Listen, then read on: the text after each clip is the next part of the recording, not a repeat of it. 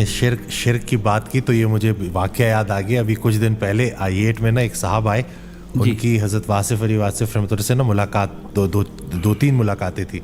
تو ایک ان کو واقعہ جو یاد رہ گیا تھا, کہتے ہیں جو میرے لیے بڑا ایکسٹرا آرڈینری تھا, کہ حضرت بیٹھے ہوئے ہیں اور ایک شخص آ کے کہتا ہے کہ یہ پیناڈول میں بڑی شفا ہے. پیناڈول میں؟ اچھا. تو کہتے ہیں یہ شرک ہے.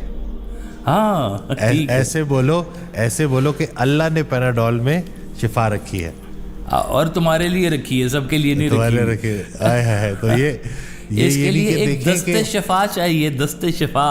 اللہ اکبر. تو یہ نہیں کہ وہ اس حد تک کہ وہ ایک کیجولی انہوں نے ایک بات بول دی تو اس پہ بھی ان کو سمجھایا کہ ایسے نہ بولو, یعنی کہ نہ کھانے میں شفا ہے نہ دوائی میں شفا ہے, اللہ کے حکم کے ساتھ سب کچھ ہے. جی ہاں بے شک. اس نے جلتی ہوئی پیشانی پہ جب ہاتھ رکھا, روح تک آ گئی تاثیر مسیحائی کی. اللہ اکبر. ہے تو مسیحائی مانگنا, ہاں اس سفر میں کچھ اور مانگنا میرے مسلک میں ہے حرام, لا اپنا ہاتھ دے میرے دستے سوال میں. واہ واہ سبحان اللہ اکبر. یہ بالکل جی وہی بات ہے ساری کی ساری, کہ عبادت اللہ کی کریں, محبت سرکار دو عالم صلی اللہ علیہ وسلم کی کریں, اور خدمت جو ہے نا وہ انسان کی کریں. یہ اس کے اندر پورا نسخہ کیمیا موجود ہے, اور یہ پوری عبادتوں کا نچوڑ ہے. جی یہ بات جو میں آپ کو بتا رہا ہوں کہ ہر عبادت ایک مفہوم پیدا کری ہے. یہ ہماری عبادتیں تبھی تو یکساں نہیں ہوتی, ہمارے مفہوم ہی یکساں نہیں ہے, ہماری نیت ہی یکساں نہیں ہے. منافق کی نماز اور مومن کی نماز کیسے برابر ہوگی؟ ہو ہی نہیں سکتی ہے. جی قرآن نے کہا کہ یہ جو منافق ہیں یہ کہتے ہیں کہ آپ جو ہیں سچے نبی ہیں, حالانکہ بات وہ سچ کہہ رہے ہیں, لیکن چونکہ یہ منافق ہے یہ بات جھوٹ ہے, یہ جھوٹے ہیں. بات سچ کر رہے ہیں لیکن پھر بھی یہ جھوٹے ہیں. وہ جو مسجد زرار تھی جی, اللہ کا گھر اللہ کے نام پہ بنایا گیا, حکم آ گیا اس کو گرا دیا جائے. اب یہ جو مسجد گرانا ہے یہ مسجد کی جو ہے نا وہ حرمت پہ سوال نہیں ہے, بلکہ یہی سوال جو اس کے برعکس جو ہے نا وہ مسجد کی حرمت کا ہی سوال ہے کہ یہ اتنی پاکیزہ جگہ کہ یہاں پہ منافقت بھی نہیں چلے گی. جس کے پیچھے نیت منافقت کی ہے تو وہ مسجد بھی گرا دو, وہ مسجد بھی گرا دو. اللہ اکبر. ہاں اللہ اکبر. تو پھر کہا کہ مسجد ٹا دے مندے ٹا دے جو کچھ ٹہندا, پر کسے دا دل نہ ٹاوی رب دلاں وچ رہندا.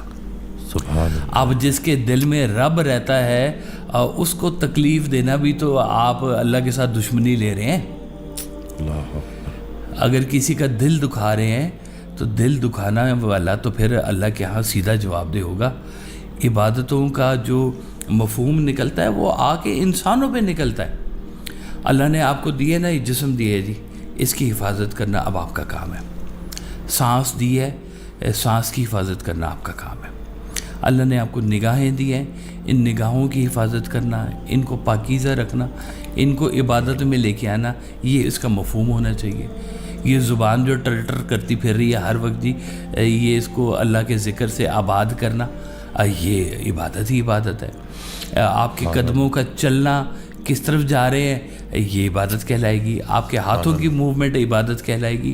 آپ کا سننا عبادت کہلائے گا. تو آپ کے جسم کا ہر ایک احساس جو چھپا ہوا ہے آپ کا, وہ ہر احساس عبادت بنے گا اگر آپ کی عبادت ٹھیک ہے. تو اگر آپ کا وہ جو اللہ مسجد والا ہے وہ مسجد سے باہر بھی وہی اللہ ہے آپ کا, تو پھر اب دیکھیں وہ کہتے ہیں نا کہ وچو وچی کھائی جاؤ اتو رولا پائی جاؤ, ہے نا جی. اللہ اکبر. تو میں وہ بڑے مطلب دیکھ لیں کہ کیا واقعی بات تھوڑی میں سخت کرنے لگا ہوں کہ کیا تمام داڑھیوں والے برابر کا سلوک کر رہے ہیں. اللہ, کیا برابر کے مسلمان ہو گئے ہیں سارے. آج یہ بھی میں آپ کو نا ایک فارمولہ بتا دوں. سرکار واحد صاحب سے نا ایک بریگیڈیئر صاحب آئے تھے, انہوں نے پوچھا کہ واحد صاحب داڑھی نہیں ہے آپ کی, ہے تو آپ نے کہا بریگیڈیئر صاحب آپ کے یہ فوج کے نظام کے اندر ایک ادارہ ہوتا ہے، خفیہ ادارہ ہوتا ہے، وہ یونیفارم پہنتا ہے؟ انہوں نے کہا نہیں جی وہ یونیفارم نہیں پہنتا، لیکن اس کی پاور ہم سے زیادہ ہوتی ہے. تو آپ نے کہا سبحان اللہ، واہ واہ واہ. یہ انشاءاللہ نا یہ کلپ اب نکلنے والا ہے یہ. اللہ اکبر. تو آپ نے کہا کہ یہ ہم بھی نہ بس یوں ہی سمجھ لو کہ اس نظام میں ہم بھی خفیہ لوگ ہیں. انڈر کور یونیفارم ہی ہے نا جی ایک قسم کا آپ کا جی ہے کہ آپ دیکھیں سنت تو ساری سنت ہیں، جو سرکار دو عالم صلی اللہ علیہ وسلم نے فرما دیا اور اس کی آپ پیروی کر رہے ہیں وہ سنت ہے. نیک جگہ جانا، نیک خیال کے ساتھ رہنا، وہ ساری سنت ہے، عبادت ہے. داڑھی رکھنا بھی عبادت ہے، لیکن داڑھی رکھ کے آپ آٹے میں مکسنگ کیے جا رہے ہیں، دالوں کے اندر بھوسا بھری جا رہے ہیں، کوک کے بیچ میں پانی ملائی جا رہے ہیں، کسی کے اندر کیا کیے جا رہے ہیں، پٹرول کے اندر کیروسین ملائے جا رہے ہیں. او بندہ خدا دیسی گھی بیچ رہے ہو اور بیچ میں ڈالڈا مکس کیے جا رہے ہو اور کہتے ہو دیسی گھی خرید لیں آپ کے. یہ کون سی عبادت کر رہے ہو؟ یہ کیا اس کی ایسے سجدوں کا کیا کرے گا اللہ تعالیٰ؟ وہ کہہ دیتا ہے کہ میں ایسی نمازوں کو تمہارے منہ پہ دے ماروں گا. وہ کیا کرو گے ایسی پھر عبادتوں کا؟ اور وہ تو ذرا سی بھی بات برداشت نہیں کرتا. کہتے ایک عابد تھا بڑا ایک ہی جگہ پہ عبادت کرتا تھا. کہتے تھے کہ اتنی عبادت کی کہ جس جگہ پہ وہ سجدہ کرتا تھا وہاں سے پتھر تھوڑا سا گھس گیا، اتنی عبادت کی. تو دل کے اندر نا ایک دم سے وہ انا اور وہ سارا نا آیا ہے کہ اتنی میں نے عبادت کی ہے کہ ایک پتھر بھی گھس گیا اس جگہ کا. تو ایک دم سے آواز آئی کہ وہ تم نے پتھر گھسا دیا ہے، اس کا خمیازہ کون بھگتے گا؟ یہ بھی تو تم نے نقصان ہی کر دیا ہے، تم بڑی عبادت لیے پھر رہے ہو. اور وہیں پہ سجدہ کر دیا ہے کہ یا اللہ تعالیٰ بس یہ بھی تو ہی معاف فرما دے. بچت کی راہ یہ اسی کے بیچ میں کہ یا اللہ تو معاف فرما دے. کبھی خیال آ جائے اپنی عبادات کے اوپر کہیں زوم ہونا شروع ہو جائے تو وہیں پہ پھر سجدہ کر دو کہ یا اللہ تعالیٰ سجدہ معافی. میں ڈاکٹر صاحب اب کیا بات بتاؤں آپ کو، ایسے بھی لوگوں کو جانتا ہوں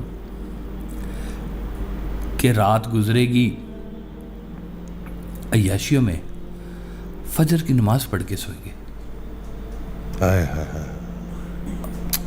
بھائی چاہتے کیا ہو تم؟ اس کو ہے یہ تم اللہ کی نافرمانی کر کے ساری رات اور پھر تم اللہ کے سامنے کھڑے ہونے جا رہے ہو. کتنی بڑی گستاخی تم کرنے جا رہے ہو. فل کانفیڈنس کے ساتھ جی، فل کانفیڈنس کے ساتھ. یہ تو اس کا مصرف ہی نہیں ہے، یہ اس کا مدعا ہی نہیں ہے کہ جو اللہ تعالیٰ جو کہہ رہا ہے کہ عبادات کس لیے ہیں کہ آپ کا تزکیہ ہو، آپ لوگوں کے لیے منفعت بخش بنے، آپ لوگوں کے لیے بے حیائی سے بچے. بے حیائی سے بچاتی ہے، برے کاموں سے بچاتی ہے.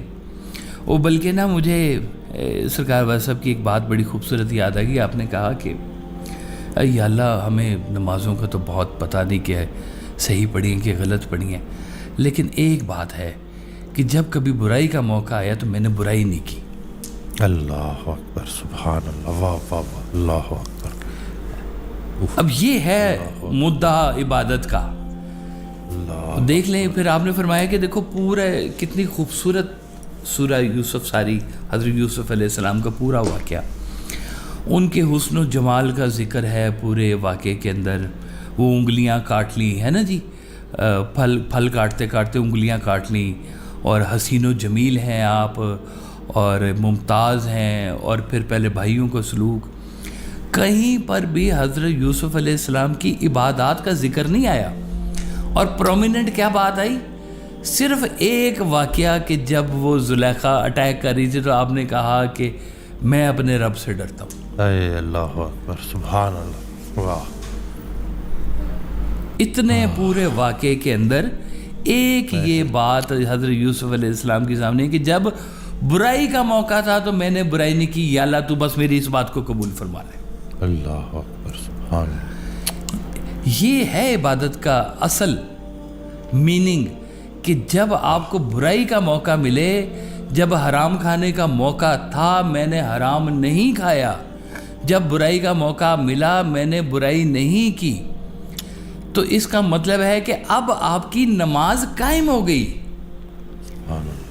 آپ کی وہ عبادت قائم ہو گئی. اللہ نے نماز پڑھنے کا حکم ہی نہیں دیا کہیں پر. کتنی مزے کی بات ہے، قائم کرنے کا حکم دیا. ہاں، تو یہ ہو گئی آپ کی اب نماز قائم ہوگی کہ جب آپ کو اس کا یہ مظہر نظر آ جائے کہ یہ کام میں کروں گا تو وہ ناراض ہو جائے گا. ایک شخص نے سرکار وائس صاحب سے سوال پوچھتا کہ حضور یہ بتائیے کہ اللہ سے ڈرنا چاہیے یا اللہ سے محبت کرنی چاہیے؟ لیکن دو شعبے ہیں نا جی، اللہ سے ڈرنا اور محبت کرنا، یہ دونوں کٹھے کیسے ہو سکتے ہیں کہ میں ڈر بھی رہا ہوں اور محبت بھی کر رہا ہوں، ہے جی؟ تو آپ نے کہا تمہارا ڈرنا یہ وہ والا ڈرنا نہیں ہے جو غیر مسلموں کو ڈرایا گیا جس کے اوپر. تمہارا ڈرنا یہ ڈرنا ہے کہ کہیں محبوب ناراض نہ ہو جائے. اللہ اکبر، سبحان اللہ. اب یہ ہمارا جو ڈرنا ہے نا وہ والا نہیں ہے جس کے تیل کے پکوڑے بنائے جائیں گے. ہمارا تو وہ ڈرنا ہے کہ ہماری محبوبیت ہے، ہمارے محبوب ہے، ہماری محبت ہے اس رستے پر، اللہ کے ساتھ خالص توحید کے ساتھ ہماری جو ہے محبت ہے. ہمیں اپنے کریٹر سے محبت ہے، خالق سے. ہم وہ معبود ہے، ہم عابد ہے، ہم عبادت کرنے والے. ہمارے یہ کیا وہ محبت ہی کیا جس میں محبوب کے خفا ہونے کا ڈر نہ ہو. ہائے ہائے ہائے ہائے، بے شک، بالکل وہ محبت ہی کیا ہے. بالکل بالکل بالکل. بس یہ دیکھنے والی بات ہے کہ ہماری ایسا نہ ہو کہ اس سرکار والے صاحب کا فکرہ یاد آ گیا. آپ کہتے ہیں کہ ہم لوگ زندگی فرعون کی چاہتے ہیں اور عاقبت موسیٰ کی چاہتے ہیں، کہ زندگی ہماری فرعون کی طرح طاقتور، پیسہ، پاور، عورت، شہرت، سب کچھ ہمیں بالکل ملے.